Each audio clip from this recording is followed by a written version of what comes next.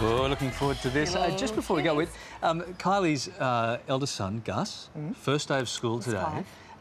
He's 5 years old, and we've all been through this, Kylie. Like, I had my first day everyone's had a first day at school, and we've all got photos, and I thought I'd bring it in, my very first day. I'm a little bit embarrassed about this because people have been asking me, you know, to put these on TV shows for a long, long time. Yeah. I never have, but I've saved it for you and the morning show audience. My first day at school.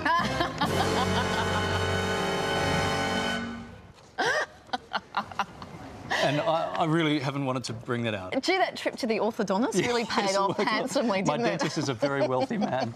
Every year, almost 10 million people visit Australia's zoos, but what the visitors don't get to see is often the most amazing and the most touching. So Mel Doyle has gone behind the scenes for a new TV series to give us a rare glimpse into the animal world, and she's stayed back after sunrise to join us now, along with zookeeper Natasha Richards. Good morning to you both. Hi. Now, Mel, is it true that you wanted to be a vet before doing the whole journalist Didn't every little thing? girl? Yeah. You know, it was the whole caring for... I wanted a puppy. I wanted every animal to follow me home, so I thought a vet's the way to go. And then I think when I got to about 10, I realised I couldn't stand the sight of blood, so changed that and became a journalist. All over Red Rover. Wow, working in TV, can't stand the sight of blood. I don't see it. Yeah. Tell us about the show. What can we expect from it? It is wonderful. It's really lovely. It's like a backstage pass, I guess, to the zoo and the things that you don't see. You know, when you go along to our gorgeous zoos around the country and you take your family and you show the kids, you see the animals, but you don't see all the work that goes on behind the scenes, the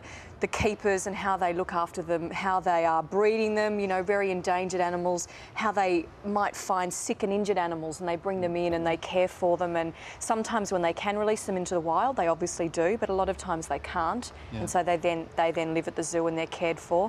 You know, the breeding programs that go on interstate even is just incredible, so it's really gorgeous. You know that feeling you had as a little girl wanting to take things home? After seeing those pictures, I reckon that feeling might not have left. Oh, absolutely. I'm always up for a cuddle with anything. There were some gorgeous animals that were really cute. Natasha, you're a zookeeper. Tell us, what does that involve? What is your day-to-day life like? Well, it's not a 9-to-5 job. No. We spend a lot of our time in the evenings and even early mornings as well, and going home and having animals, and just... It's so involved because they're actually part of your family. Yeah. You think about them. Sure. So we all see these pictures now for the first time and we go, oh, isn't that amazing? Are you just amazed every day of your life? Do you get those special moments every day? Definitely, especially seeing them grow and change, and just... It's amazing being there with the animals. OK, tell us about Janie. Janie's on your lap. That's a little swamp wallaby. No, I don't know that. I've read that. I'm kind of guessing. How did she come into your care? Janie was actually brought to the zoo's wildlife clinics by a member of the public. She was in her mum's pouch, and mum had been hit by a car, and Janie was found still in there on the side of the road. So a member of the public brought her to the wildlife clinic, and from there she stayed with one of our vet nurses for a little while and then came into my care.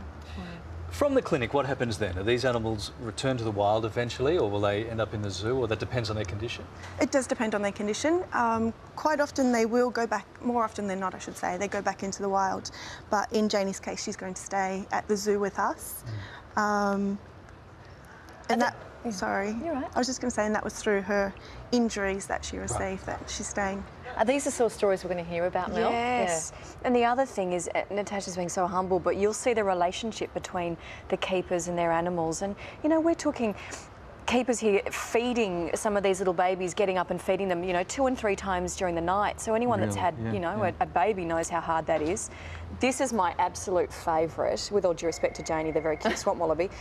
This little guy was born out at Dubbo. So, Mum, 15 months you're pregnant when you're a giraffe. She was 3.5 weeks overdue, and this is her little baby, and it's just so gorgeous. And you see him, you know, as he's trying to get up on his feet and he kind of stumbles over, and it's just lovely. It's really, really, it's just a very, I don't know, heartwarming. Yeah, it really is. They're beautiful pictures. Can't wait to see the show now. Now, approximately how many native animals would end up at the zoo for care each year, do you think? Between our 2 zoos, about 1,500. Wow, so a lot of traffic animals. there, right? Yes. Okay. Mel, there's also some... so the rare footage of the giraffe, that's one of your favourites? Yeah, that's one of the favourites. And the other one that's lovely is the gorillas at Taronga Zoo. You might remember last year, the little baby gorilla that was born.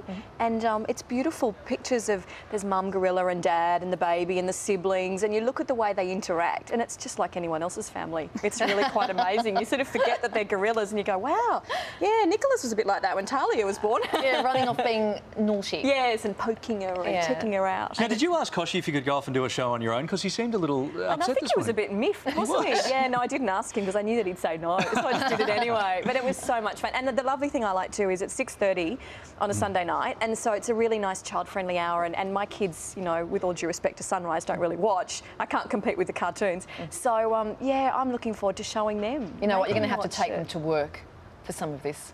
Yes, I think so. Yeah, they're going to go, Mum, I want to come. Yeah. Sunday night. Thanks. Sunday night? Sunday night. Thanks, Mel. All right, good to see you. Thank you very much for coming in. And Janie? Janie. Yeah. Sorry, Kylie, the flowers I brought you in, Janie's made a move. So my apologies. Thank you very much. Good to see you. OK, a little later on this morning, how successful are Australia's smoking laws? We're going to put it to our jury. But first, Glenn's finding out why our cost of living is still on the rise.